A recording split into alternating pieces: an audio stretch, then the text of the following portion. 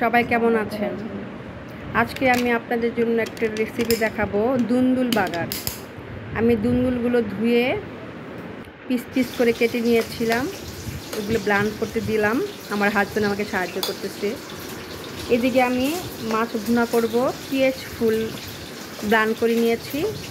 ওটাতে আমি হলুদ, মরিচ, ধনিয়া গুঁড়ো, জিরা গুঁড়ো, লবণ, আদা রসুন পেস্ট সব কিছু আমি একসাথে মিক্স করে নিচ্ছি আর কি। এখানে আমি আদাটা এখনও দেইনি, আদাটা ফ্রিজ থেকে বের করেছি, পানি থেকে ভিজিয়ে রেখেছি। তো এই যে এখান থেকে আমি একটু আদা ছাড়িয়ে নিচ্ছি খুব কষ্ট করে, কারণ আমি একটু বের হব, তাড়াহুড়া করতেছি। তো ওখান থেকে একটু বের করলাম আদা, একটু বের করে নিয়ে আমি সামান্য একটু নিয়েছি, পেস্ট করে নিয়ে আমি মাছ ভেজে রেখেছিলাম, রুই মাছের উপর দিয়ে আমি পুরো পেস্টটা ঢেলে দিলাম। তো বাটিতে একটু পানি দিয়ে ধুয়ে ওটাও আমি দিয়ে দিলাম, দিয়ে একদম স্লো জালে আমি এটাকে মিশিয়ে নিয়ে ঢেকে রাখবো। পেঁয়াজ ফুল দিয়ে আমি রান্নাটা করি আর কি, মাছ ভাজা করে। তো এতে করে যে দাম বেড়েছে এখন পেঁয়াজটা কম লাগলো, আমি ডিপে রেখে দিয়েছিলাম পেঁয়াজ ফুল। তো মাঝে মাঝে বের করে আমি এভাবে রান্না করি। তো কাঁচামরিচ, জিরা গুঁড়ো দিয়ে দিলাম, লবণ চেখে নিয়েছি, নিয়ে আমি চুলা কমিয়ে আবার ঢেকে রাখবো তেল বের না হওয়া পর্যন্ত। এদিকে আমি ওই যে দুন্দুলটা ব্লান্ড করলাম, দুন্দুল বাগার বলে, আমরা দুন্দুল বাগারটা এখন আমি সেরে নেব। এই রেসিপিটা আমার মার কাছ থেকে শেখা, অনেক অনেক মজার একটা রেসিপি।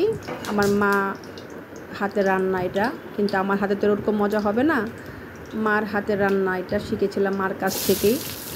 আমি একটু তেল গরম করে তেজপাতা আর দারচিনি দিয়ে দিয়েছি, এর মধ্যে আমি পেঁয়াজটা দিয়ে দিলাম, ব্রাউন করব। আসলে আমার মার কথা মনে পড়ে রান্নাটা করতে গেলে, আমার মার হাতের সেই স্বাদটা আমি আর পাবো না, কিন্তু তারপরে আমি রান্না করি। আমার মা অনেক অসুস্থ, বিয়ার সবাইকে হয়তো আগে পরে বলেছিলাম আমার মা ট্রিটমেন্ট করতে যাবে এই মাসের দিল্লিতে। সবার কাছে আমি দোয়া করতে চাচ্ছি আমার মার জন্য, আমার মা যেন সবার মাঝে সুস্থ হয়ে ফিরে আসেন।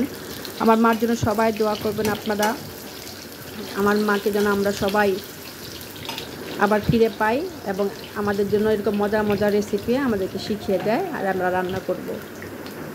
তো আমি পেঁয়াজটা হালকা লাল হয়ে যাওয়ার অপেক্ষা আছি। তো এটা হতে হতে আমি এখানে ধীরে ধীরে আদা পেস্ট, রসুন পেস্ট এগুলো দিয়ে হলুদ, মরিচ, ধনিয়া গুঁড়ো সব কিছু দিব, আমি দিয়ে ভালোভাবে কষিয়ে নিব। ভালোভাবে কষিয়ে নিচ্ছি, ভালোভাবে আদা রসুনটা ভালোভাবে আবার না কষালে গন্ধ রয়ে যায়, গন্ধ ছাড়িয়ে নেওয়ার জন্য আমি আদা রসুনটাকে ভালোভাবে কষিয়ে নিচ্ছি প্রথম অবস্থায়। তো আমার মার শরীরটা বেশি ভালো না, তো সবাই আমরা মাকে নিতে দুশ্চিন্তায় আছি। আলহামদুলিল্লাহ আমার মা মাঝখানে ভালোই ছিল এবং ভালোই আছে ইনশাল্লাহ, আশা করি এবারও ভালোই হয়ে আসবে। তো সবার জন্য সবার কাছে আমি দোয়া চাচ্ছি। আমার মায়ের হাতের অনেক কিছু আমরা মিস করি, আসলে অনেক খাবারই মার হাতে অনেক মজা। কালি জিরা ফোড়ন দিয়ে সবজি রান্না করে মা, একটা সবজি রান্না করে সিম, শীতের দিনে সিম, তারপরে আপনার লাউ পাতা, আলু, এটা দিয়ে কালি জিরা দেয় সাথে, আবার এত মজা হয় সেই সবজিটা। সাদা নিরামিষ হয়, সাদা সবজি হয়, অনেক মজা হয়। সেই মজা আসলে আর কোথাও পেলাম না, সেই খাবার আর কখনো মনে হয় না তো অমৃত খাবার আর কখনো খেতে পারবো। তো যাই হোক, আমি মশলাটা কষিয়ে নিলাম, তো জিরা গুঁড়ো দিয়ে দিলাম, মশলাটা কষিয়ে নেব ভালোভাবে। হালকা একটু পানি দিয়ে নিয়েছি,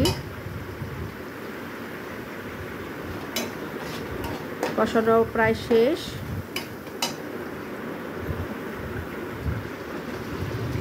এখন আমি দিয়ে দেব দুন্দুলের সেই ব্লান করা দুন্দুলটা। এখানে আমি 5-6টা দুন্দুল নিয়েছি। ভাবতেছেন এতগুলো দুন্দুল নিয়েছি, কিন্তু এটা বাগারের পর একদম অল্প হয়ে যায়। আমার হাজব্যান্ড তো বলতেছে, তুমি এতগুলো দুন্দুল, এত সুন্দর সুন্দর দুন্দুল আনলাম, তুমি কিছু রান্না করলা না। তা আমি বললাম, খাবার সময় তো তোমরা ভাগেই পাও না। বলে কি শেষ হয়ে গেছে, আর নাই। এই জন্য আমি এবার 2-3টা দুন্দুল না, সবগুলো দুন্দুল নিয়ে নিয়েছি। তো আমার হয়ে গেছে দিক দিয়ে মাছ ভুনিটা। এখানে আমি একটু লেবু পাতা দিয়েছি। আজকে আমি একটু লেবু পাতা দিতে কেন যেন আমার ইচ্ছা করছিল, লেবু পাতা দিয়ে দিলাম উপর দিয়ে। তো লেবু পাতা দিলে একটু ভালোই লাগে ঘ্রাণটা। তেলটা বের হয়ে না আসা পর্যন্ত এটা হবে, ঢেকে দিলাম আমি আবার। তো ওদিকে আমি দুধমুল বাগারটাও বলক এসে পড়ছে। এটা আমি মিক্স করে দিয়েছি, নেড়ে চেড়ে, সব কিছু নেড়ে চেড়ে। এটা আরও হবে। আমি মিডিয়াম আঁচে আমি এটাকে ঢেকে দিব। যেহেতু আমি সিল্কার সহ আমি ব্লান করেছি, সেহেতু একটু সময় নেবে হতে। দুন্দুল তো এমনিতে নরম, কিন্তু আমি তো সিল্কাটা সহ ব্লান করেছি, যার জন্য এটা হবে। তা আমি একটু ঘরে ধনিয়া পাতা ছিল, একটু ছিল সামান্য, আমি যা ছিল তাই আমি দিয়ে দিয়েছি। কাঁচামরিচ দিয়ে দিয়েছি, বেশি ঝাল দিব না, কারণ আমি এখান থেকে একটুখানি মার জন্য নিয়ে যাব। এর জন্য আমি ঝাল কালকে তেমন একটা দিইনি, কিন্তু আপনারা ঝাল খাবেন, ঝাল দিলে একটু ভালো লাগে। তো মাছ ভুনিটা আমার হয়ে গেছে এদিক দিয়ে। আমার এখনও এই দুন্দুলটা হয়নি, বাগারটা কাছাকাছি এসে গেছে। এই তো হয়ে গেছে, আবার 5-10 মিনিট পরে বাগারটা হয়ে গেল। আপনারা খেয়ে দেখবেন, এত সুগন্ধি বের হয়েছে আর এত খেতে স্বাদ যা আপনাদের মুখে লেগে থাকবে। এটা দিয়ে আমার বর আজকে খাবে, খুব টেস্ট করে খাবে। হ্যাঁ, তো প্রথম তো আমি এই খাবারটা, এই রেসিপিটা আমার হাজব্যান্ডকে না বলেই দিয়েছিলাম। ও বুঝতেই পারেনি এটা দুন্দুল বাগার। খেয়ে খালি বলতো আর নেই, সে কী খাওয়াইছিলাম। তো এই দুন্দুল বাগারের রেসিপিটা আমার কাছে ভালো লাগে, এই জন্য আপনাদেরকে আজকে শেয়ার করলাম। তো সবাইকে আবারও আসসালামু আলাইকুম, ভালো থাকবেন সবাই, আল্লাহ হাফেজ।